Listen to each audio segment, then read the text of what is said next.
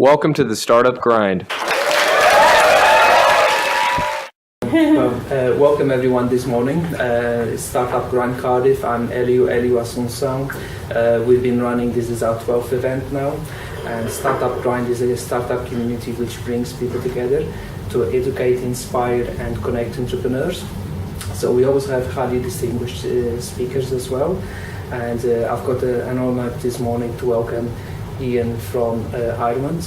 Ian Lucey, he has a great portfolio of companies and he's got so much experience in business, which I think everyone, even watching the video, can learn and benefit for how he can help businesses and startups as well. I'm sure he'll be honored to explain a little bit more, so I'm looking forward to learn more about that as well. So without further ado, can we please welcome Ian Lucey. Welcome Ian. Thank you very much. Okay, how are you? And you have a nice trip this morning? Lovely short flight from Dublin. Okay, excellent. So I can see the weather, the Welsh weather, welcome you. Beautiful. Lovely to leave sunny Ireland for rainy Wales. I don't know what happened there. So it's Wales is quite a fantastic hotspot for startups as well. Yes. And Ireland is as well.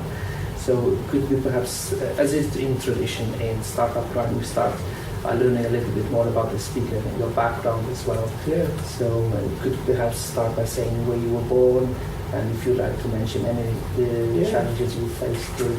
I'm from southern Cork in Southern Ireland. Okay. I've lived mainly in Ireland. I'm based out of Dublin these days. With 3 children. I've been in the tech world for nearly 20 years.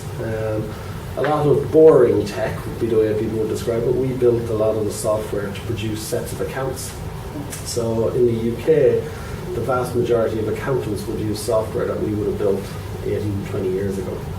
And so any set of accounts you've seen, statistically there's a good chance that we built the software that was either did it or the crowd who copied us and took the other half of the market. So I was working for a long time in the world of accounting software and different types of CRM systems, and I got into creating my own company for the first time about 8.5 years ago. And it's interesting because coming from being a sales director and a commercial director, it was a surprise to me how little you know about other aspects of running a business. Even though I'd have been on boards and sat and looked at stuff, when it's your name over the door, it's a kind of a tricky thing. And we went for the particular. It was funny. It took us ages to figure out what we call our company.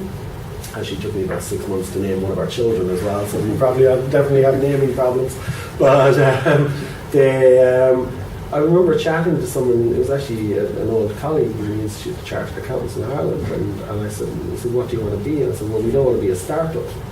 I said, a lot of our clients, the first product we had was for accountants as well. So I said, they don't like startups, they want to establish businesses. And I said, what's the real business? And he said, well, real business people put their name over the door. And we said, that's a good point. So we decided to do that, and it's interesting because everything you do has your name on it, and you try to put as much pride and effort into it as you possibly can. So I would say to people a lot of the time, it's not the thing in the world of tech these days, and yet I haven't quite reached the heights of Michael Dell, unfortunately, but you can make a brand out of any name, really, is the way we look at it. And it's funny because I even remember some of the tips and tricks when you're starting a business, things like logo design and stuff like that, the little things that get people hyped up at the beginning, and then finding things like logo tournament where you can just put up a $200 prize and you get hundreds of people will put logos together for you. And it's funny because now we launch businesses, like we'll invest in 50 companies this year, so that's a business nearly every week of the year.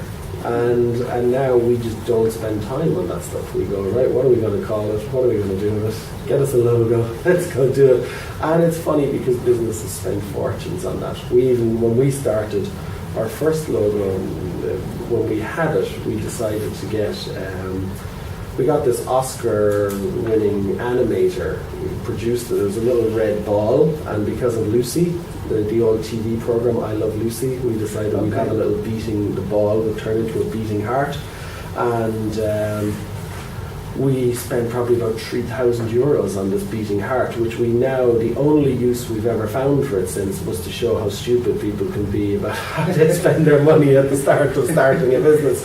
And we like to use this €3,000 beating heart to remind people, don't spend money on things like that. So, yeah, I mean, we got into the investment side of it about 4.5 years ago. Before we get to the investment, if we could perhaps, did you do university or did I did, actually. My interesting thing, is I'm the youngest. I think I still have the record. I'm the youngest ever National Students' Union officer. Oh, So I went to college quite early. I think I was only 17 a few weeks beforehand, and I was in the National Students' Union. I looked after a province of Ireland called Munster, and I had a few other universities thrown in. So I remember getting to meet ministers and our prime minister and stuff like that to negotiate on different grants and things like that. And I was still only 19 or 18 or 19. It was very interesting because I did 2 years full time in college, and because I moved to become a full time employee of the students' unions, I actually studied most of my time at night. So I ended up doing that. If you to win as well, you had to be popular and get the votes. And, Yeah, I wasn't very good at that. I was better in a committee, you know, and I think I was. What interests me is, and I recommend young people who are in college all the time that go run a society or go get involved in whatever you're interested in, because it's amazing how you can have all the marks you want, but there's a lot of business owners out there who naturally are people who get involved. And when they look at young people's CVs, you don't learn a lot from the marks they received for exams, but what's interesting is you learn a lot about the character of somebody by the other stuff they got involved in. And college is one of the first places where you get all these student organisations and groups and stuff where they'll actually give you money to spend. Now the money might be just, you could be in charge of the hiking association for your university, but you're spending the grant or you're spending the money and you're doing it. And it adds that bit of responsibility. So I remember friends of mine who went to college and they sat and played poker in the canteen all day long, you know. And I don't think they got half as much out of college as people like me who just got involved in everything, you know. And it was funny, like when I was in college, I went to college at 8 a.m. and left at about 11 p.m. I literally lived on that campus and did everything and went to talks. And even now still, you still I miss would that take time? Yeah, but you know what universities are poor at, and I have to. I'm a member of you wouldn't think it now, but I'm a member of a gym in University College Dublin, and the only way to find out what's happening is to look at their notice boards. And I would have brought my kid along to a lecture that was being given in the university recently, because actually universities are full of these fascinating talks and events that take place that there's maybe 20 or 30 people in the crowd, yet it's a world-renowned speaker on a particular area. And we went and listened to a talk on the life of a samurai. And my 10-year-old son thought this was fascinating, and this guy was an expert in samurai. And even now, I like to use the facilities of universities because I just think they're sitting there. And it's funny, I have a bit of an obsession with unused resources. And it was one of the most impactful things in my life. Was a conversation I had once. We used, in our old company years ago, we used to have an office in Calcutta, as it used to be called, and we had about 50 staff down there. And I remember the head of tech was up, and they'd come up for 3 or 4 months if we were launching a product, the most senior guys in the dev team, and we were chatting about life in general, and one of the guys had a child 4 days before he left for Ireland, and I was like, "You're gone for 3 months, your kid is just born." And he's like, "That's 4 generations in the house." He's like, "No one's going to miss me, you know." And he says, "The kid doesn't know I'm missing yet anyway, it's grand, you know." But we were chatting, and one of them made a great comment. He said, "You don't understand in the West how much stuff we waste." Right? He said, and we were driving past the school, and he said, "Look at the school." He said, "My kid goes to the best school in Calcutta." And he said, "My kid is 5. And he said, "My kid gets up at about 5 a.m. because school starts at about 6. And the reason for that is primary school needs to be finished by 10:30, so the secondary school can go into the building. And because that needs to be finished in early afternoon because the university goes into the building." And he said, look at your schools. He's like, the gates are closed and they're padlocked at 3 o'clock in the afternoon when all the children are taken out. And he said, your buildings, these beautiful buildings that nobody uses. And it's funny, most of what I do in life, I'm fascinated by. I could do something useful with that. Our investment model is based on some of the other projects we'll talk about later. You'll notice it all follows through that theme of, actually, you've probably got what you need already. You should probably just use it better. and that would you say it's a culture, or it's a it's very much driven into our ethos of what have I got? You know, I mean, the startup world now is obsessed. It's like we call it the tech crunch generation, where people are the most congratulated companies are the ones who raise the most money, not the ones who make the most profits. The ones who make profits never get a mention, right? But the guys who raise the Series A round, they're heroes, you know. The ones who've now raised 100 million, they're godlike in yet they've still probably not made a sale, you know. And when we look at the startup community, we always think to people, you've probably got a lot more resources to your hands than you realize you have. And there was a time before this tech crunch generation where, you know, if you take the Bill Gates of the world, or even that piece of software I mentioned for the accountants, the guys who founded that business that I came in and worked for, they funded that business by selling the product before it was built to a bunch of customers. And there wasn't any VCs coming in, it was customers going, okay, I'll give you the money to go build that. And that's actually a good way to launch a business. Yeah, the best source of funding for a business is customers, you know, and we just see it a lot, and we see a lot of waste where we're funny about the startup community stuff. You see, my view of the startup community is if you want to have a lifestyle and you want to be interested and you want to be inspired, it's brilliant for that. But if you're starting a startup, realize there's no such thing as a startup, there's a business. And if it's a business, you need to go and you need to spend 6 months in the startup community learning about how do I engage with, you know, different organizations, local government bodies, my banks, do I get grants, all that stuff. But after 6 months, you should stop going to those events and you should actually go to your own industry events for whatever your business is about. And become focused on that. So there's nothing wrong with having a lovely lifestyle in the startup community, but if you're a founder of a business, you need to be very wary of that. So we question a lot of the kind of preconceived notions. That's how we operate. And it's funny, but a lot of it came down to that conversation about empty schools, sitting there empty. Which kind of brings up to your idea, which we can talk in a few minutes. So what would be, because from your experience, and you compare yourself with other students, and the other students didn't show the same commitment, the same passion, the same drive, what would be a good advice for someone which may be at university and they may be looking to follow similar steps? What should they do? Because I assume not everyone can be the president of the union. Not everyone will be president of the union, you know, but you can decide where you want to work. You know, like my first year in college, when a lot of other people would have went and did a J1 in America, you know, the student scheme, I had managed to convince some local accountant that it was part of my course the year before that I needed to work in the accountancy practice.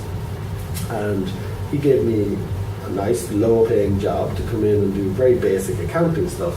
And his son, who ran a burger bar, hired me in the evening to go do that. So I went from my suit to my dungarees and scrubbed grills before getting up the next day and doing that kind of stuff. And I think experiences are the interesting thing. Travel is great if you're actually, when you travel, you're having a look around to see what else happens in the world. Traveling to go on the piss with your friends and have you know, move Cardiff or Dublin to a sunnier location where we're all going to get pissed for 3 months is probably a bit of a waste of your time.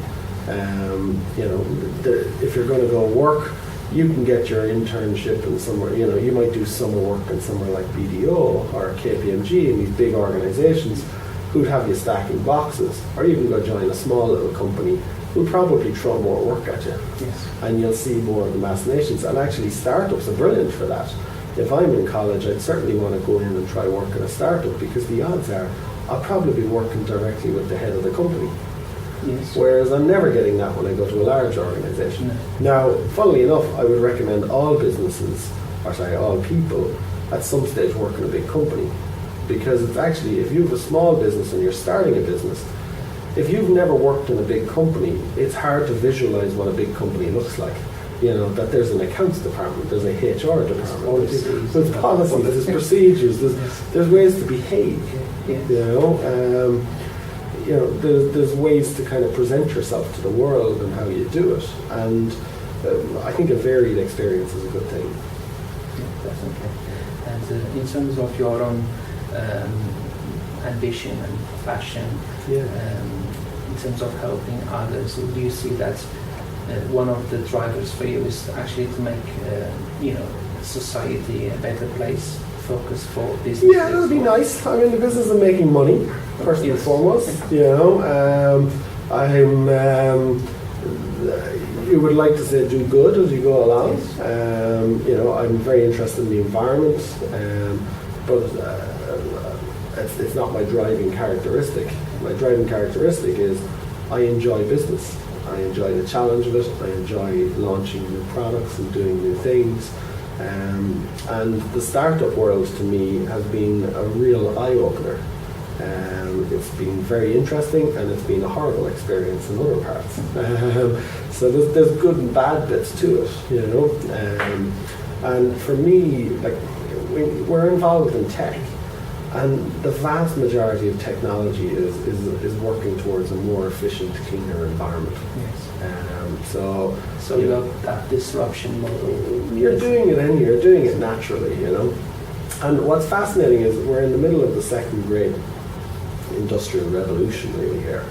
And, you know, the world and how we operate and how we choose to live are all changing quite a lot.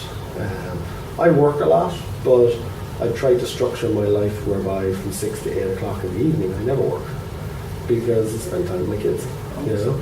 I drop my kids to school, or I collect them from school during the day. I see a lot of my children. I see that as a great opportunity when you run your own business, and I see it as a great opportunity with technology. You can work wherever you want. Coming here today, I'm on a plane.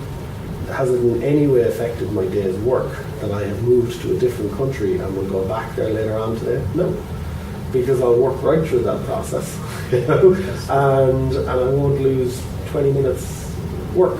And the modern knowledge worker can do that kind of stuff. Comes with challenges. Turning off your phone is the problem sometimes, you know.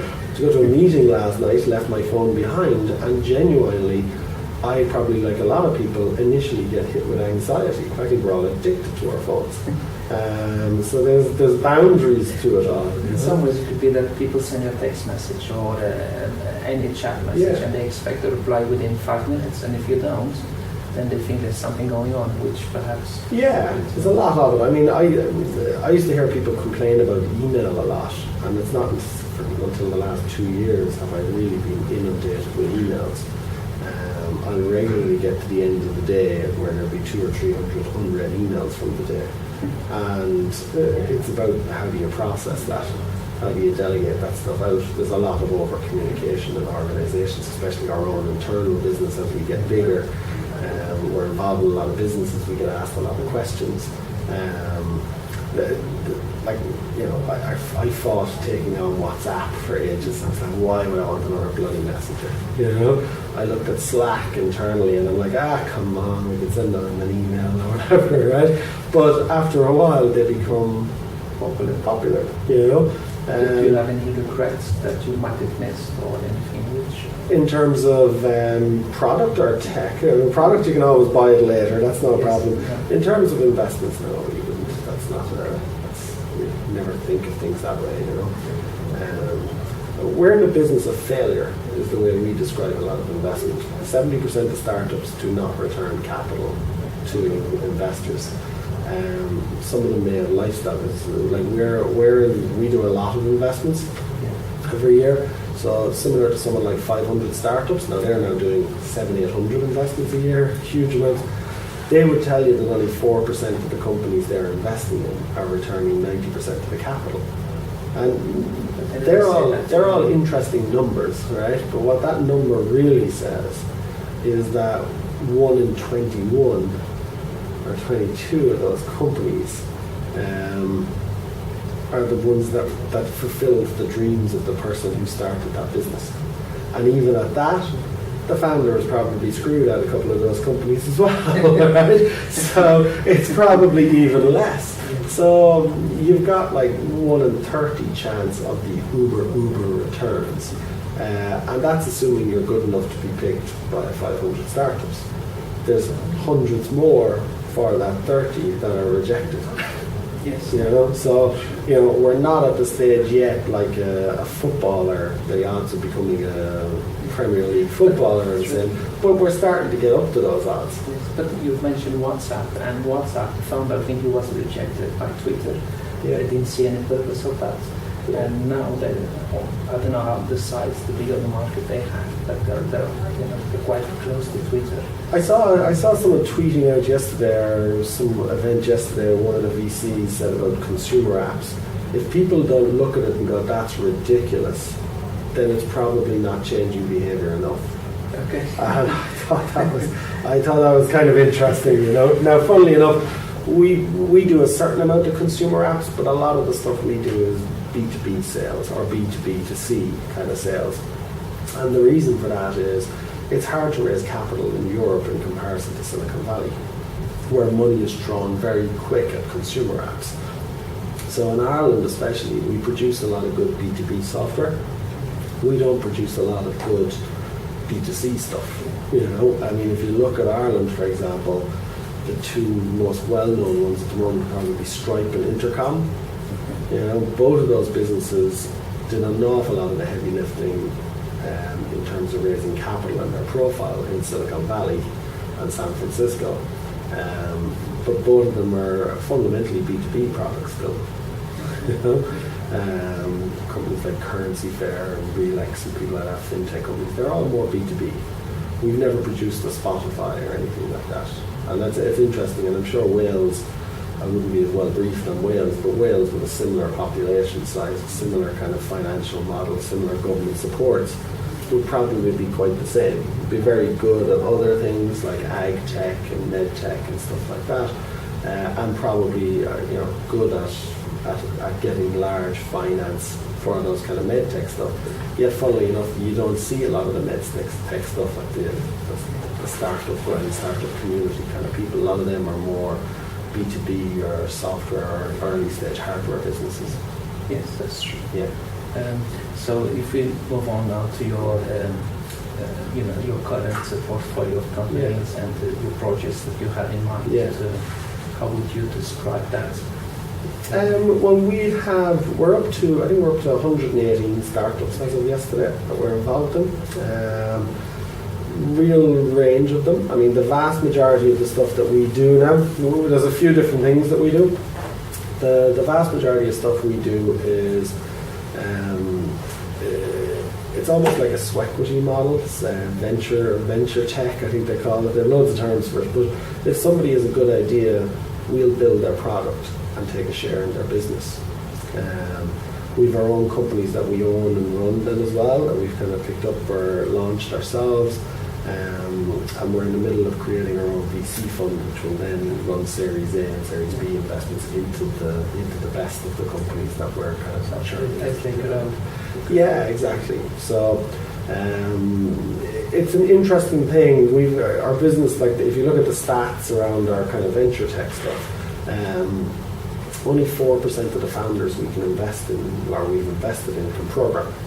So whereas the Silicon Valley model, the traditional model, is give some cash to those programmers to sit in a room and eat beer and pizza and produce some tech, we're actually coming at it from the other angle, which is we think the startup community and the tech industry has got to a stage where there's a lot of business people with very interesting insights. And what we're interested in doing is helping them deliver technology to help them get into those markets. So good examples would be companies like a company called MedXNote, which is actually WhatsApp for hospitals. It's doing very well in the UK and Ireland at the moment. And what it is a bunch of doctors and nurses who are actually using WhatsApp in work. and they're breaking European data protection laws doing that. We actually built a version of WhatsApp that's HIPAA compliant, so now the doctors and nurses can actually communicate effectively with each other and not break the data protection rights of the patient. And you see that in a lot of industries because the consumer apps are so good. Employees are bringing consumer apps into the workforce because they go, well, that's quicker than what you're giving me. And they're using their own phones and doing things like that. And what we found is we have a lot of companies and products like that.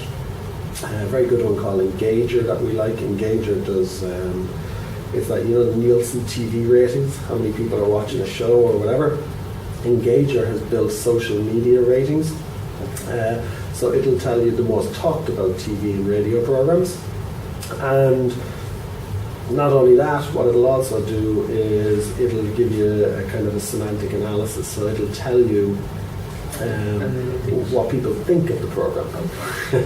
So where we've got that now, good example of that, where we would have built a good prototype or an early version of that.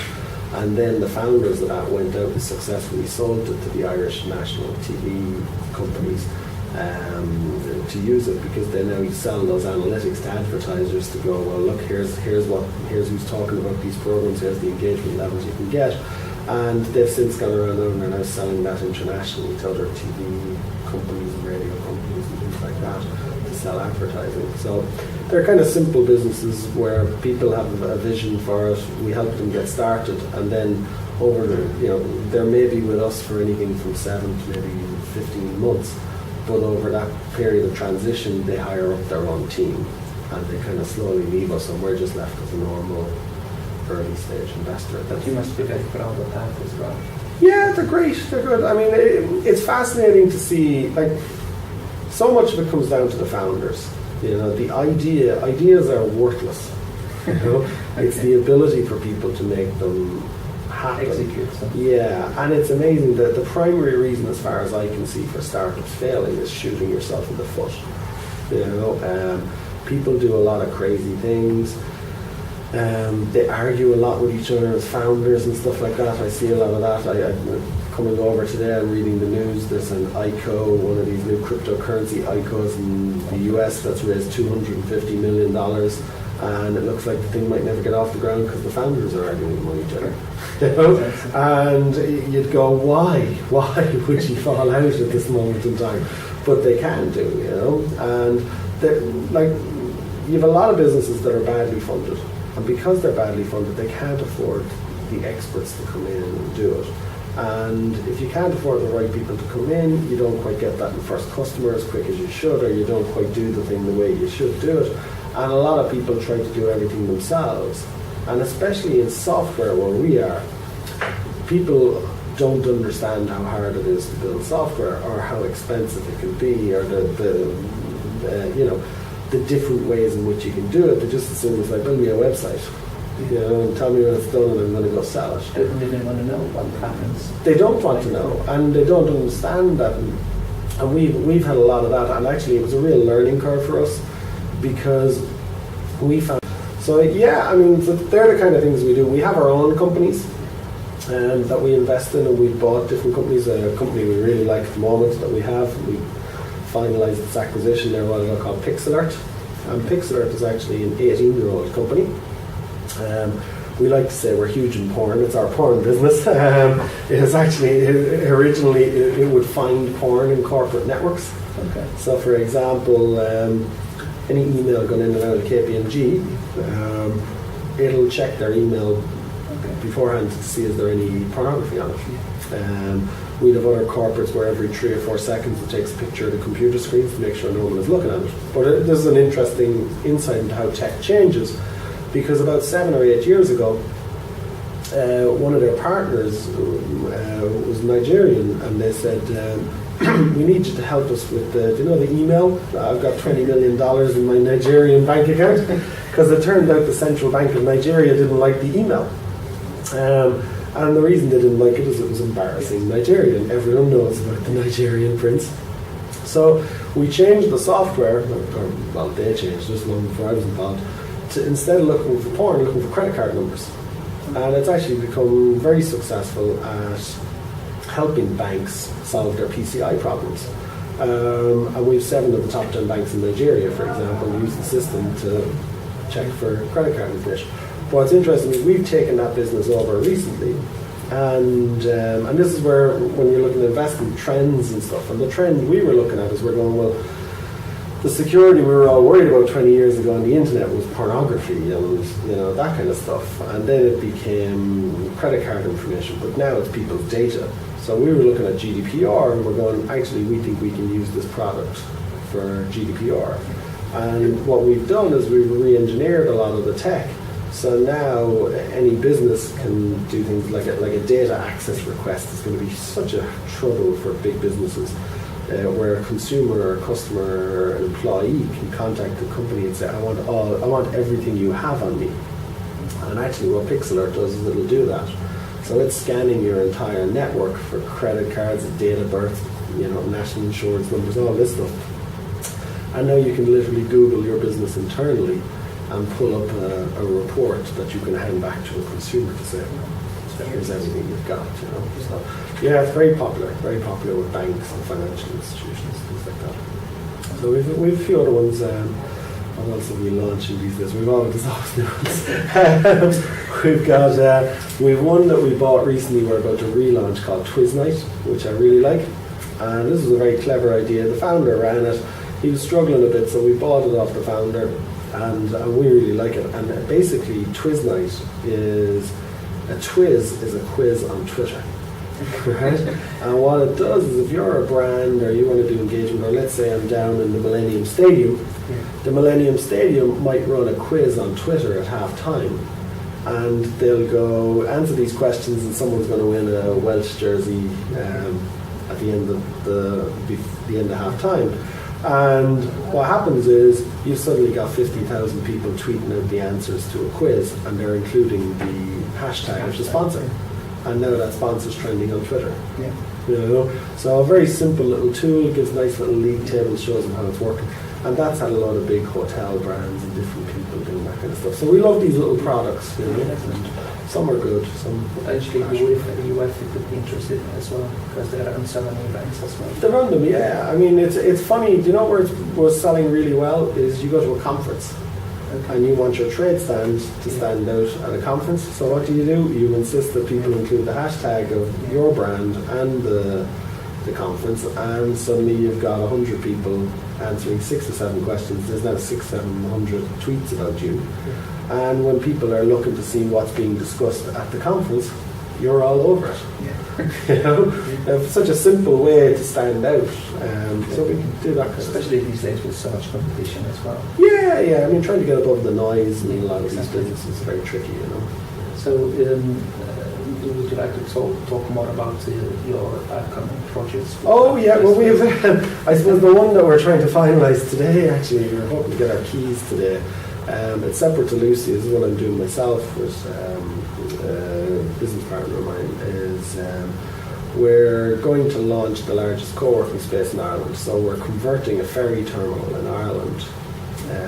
It'll be Ireland's equivalent to Station F, the way we're looking at it. And you're talking about probably 1,000 plus members inside it. So co-working, maker lab. We're going to put a bit of a twist on this one, in that there'll be a lot of marine tech in it, because it's literally under the sea.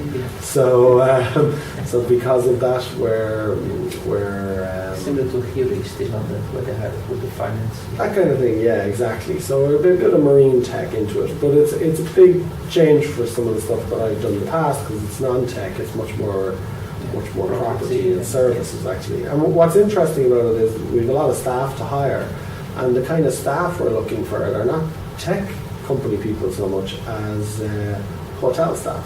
We're interested in people who are trained hotel managers, because so much of that is about service and delivery and events, and so it'll be the largest in Ireland by quite a distance. And we're doing it out in Dunleary, which is a suburb of Dublin, but it's 12 minutes on the train to like Google's offices and stuff like that. So we love on Google for entrepreneurs.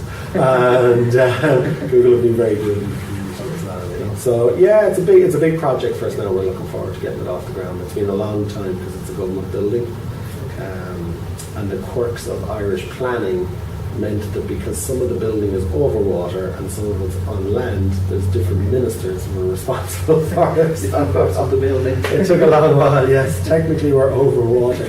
And it's actually a working pier. So it was where they were running the car ferries from Dublin to Wales actually, until about 3-4 years ago. So it goes back to the same thing or we were chatting about earlier. We sat and looked at that as an empty building that was sitting there empty for 4 years, and we went, actually, we believe that's ideal for this. And actually, the way in which we're launching the business, we're making a commitment to not change it, so that if the local council who own the building ever want to run a ferry again, it'll still be a working ferry building. So we're actually, and even all the meeting rooms, we're keeping all the branding. So the Bureau de Change is now a meeting room called the Bureau de Change, and you have all the interrogation rooms. We're converting the baggage reclaim area is going to be more of a conference space and stuff like that.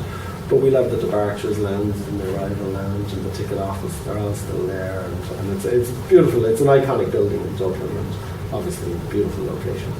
Yeah. And that's quite kind of what stands out.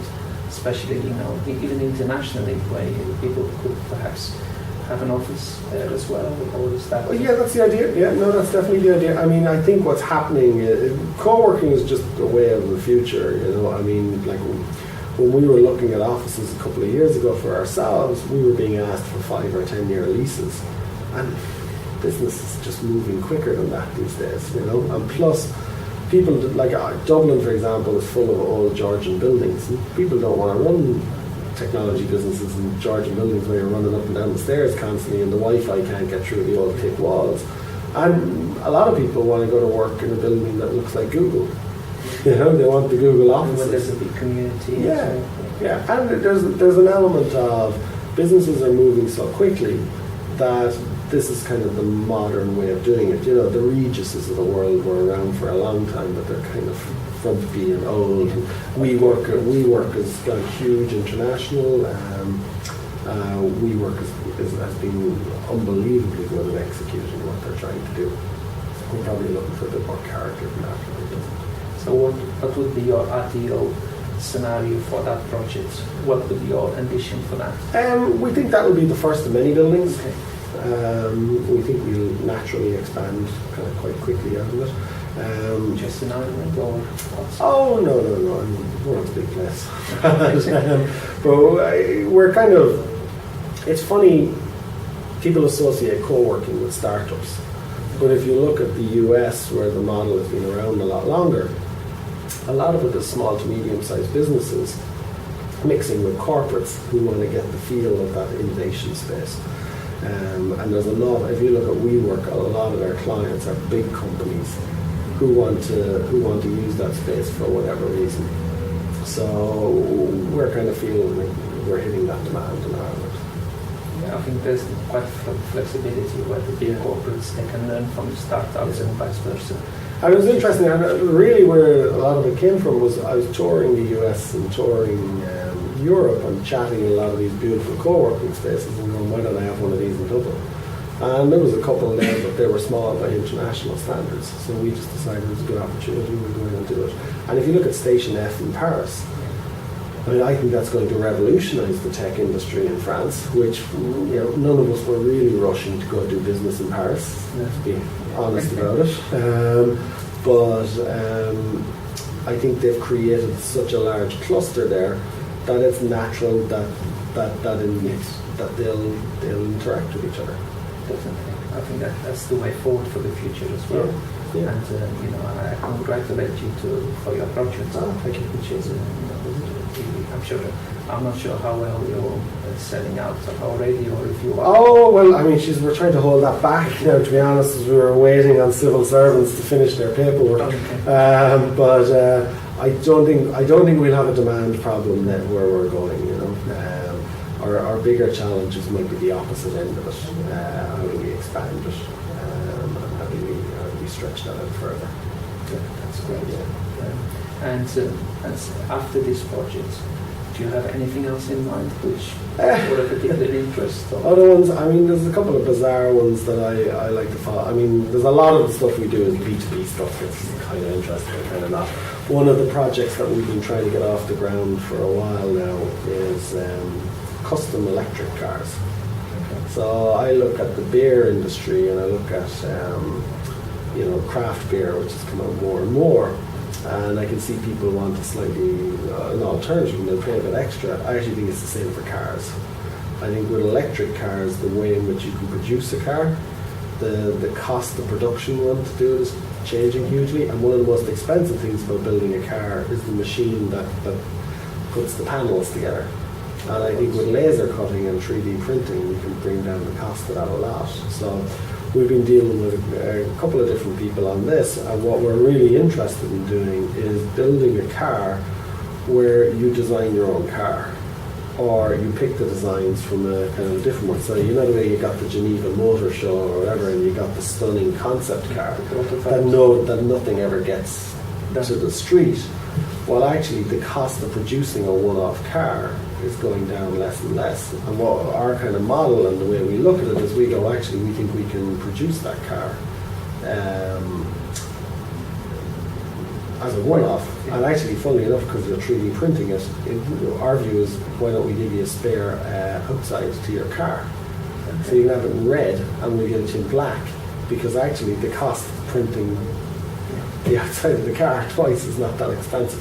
In the greatest scheme of things. You have any car as long as it's black. Or yeah, well, that's what we were laughing. We were saying our punchline should be something along the lines. We can have any car as long as it's black. And by the way, we'll get you red as well if you want it. They'd be more expensive cars. You know, the guys who came to us, the first guys that we chatted on it, they were looking to produce a $30,000 electric car, and I literally laughed. I was like, have you heard of Elon Musk? I'm like, they based Iron Man on the guy. Like, he's now flying to Mars, for Christ's sake. Like, you haven't a hope of competing against him. And I don't think you have a hope of competing against Ford or Toyota, who actually, I think by the time electric cars in the next 4 or 5 years become really synonymous, I don't think most of us will care about the cool Tesla. I think a lot of people will go back to buying the fully electric Ford at that stage, who will have copied a lot of what Tesla have done. But we think there's a different model, and we'll be working with some really interesting people to try crack that model. So that's kind of an interesting, and that's much more hardware-y than we usually do. Now, whether that sees the light of day or not, we'll see. There's a lot of capital needed to really go after something like this. But in some ways there is quite a lot of demand for that. Yeah. Where you have your personal, whatever you require from a car, it makes you different. Yeah. Quite customized as well. Yeah. Which is great. And is there anything else you would have? As I said, I could talk about startups all day and the stuff we do. I mean, the key bits for us, I was giving you some of the stats on it earlier, about like only 10% of people manage tech. Two of the other interesting things about us is 58% of the companies we've invested in are single founders. So a lot of the time, one of the things where we're really useful is you get a lot of people around looking for a CTO, and we kind of call it the mythical CTO, because we always say to people, why would any decent techie quit their job and go work for you for no wages when the Googles of the world will pay them a fortune and give them really interesting projects, right? So a lot of the time we step in as that techie. So a lot of companies who are struggling to get started come talk to us because we give them a different route towards getting their vision along. We might get them to the stage where they have a product and a customer, and because of that it's much easier to raise the capital that they're not quite kicking off. You look more for the idea itself than... We're looking for the idea and the founder, yeah, and it's a mixture of the two things. You know, I mean, when it comes to them, we always say to people, there's 3 or 4 things we look for. One, do you understand the industry you're coming from? A lot of people, they launch businesses in industries they've never worked in. And we always say, what makes you more clever than the last 200 years of people who worked in that business? Do you understand the maths behind your business? Do you know how to price, how the industry works, how it's all working? Can you sell? It's amazing how many people try to defer on sales. You don't need to be Jerry Maguire and I'm the coolest guy in the room. Most of the great salespeople were more scientific. Bill Gates being a great example of that. never known for being charismatic, yet his ability to understand the maths and how to sell his product in his industry made him the first software billionaire, you know. We have a rude one, which is our no assholes policy, because we think life's too short to be dealing with people sometimes, you know.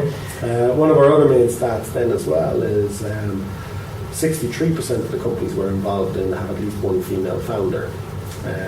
Now, where that came from is we were speaking at a women's event, and I think I was saying, I said to the founder, or the person in the event, I was like, do you know we have a lot of women? And it was interesting because we didn't know, because we don't invest in people because they're women. We invest in them because they have a good idea. And we don't really care whether they're male, female, black, white, Asian, Caucasian, or whatever it is, right? We're not really interested in that. What we find interesting though is the average age of the founders is quite different to what people assume.